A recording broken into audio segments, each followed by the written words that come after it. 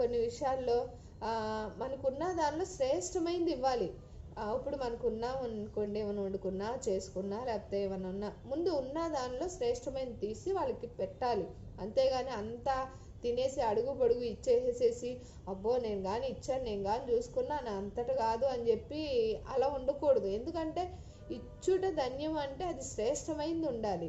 ఏదో పనికిరాందో, నీకేదో చినిగిపోయినాయో, లేదంటే ఏదో అసలు ఎందుకో చెప్పాలి అంటే ఒక పెళ్ళు ఉన్నాయనుకోండి, ఈ పెళ్ళు రాయవనుకోండి, అవి ఇచ్చినప్పుడు ఇంక ఉపయోగం ఏముంది?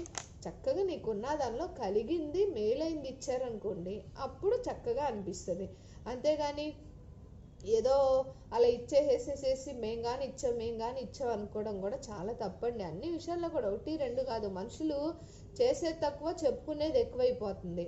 అసలు చేసేది తక్కువ అంటే ఇప్పుడు సెల్ఫీలు కూడా అయిపోయినాయి. ప్రతిదీ ఏదో చేయటం,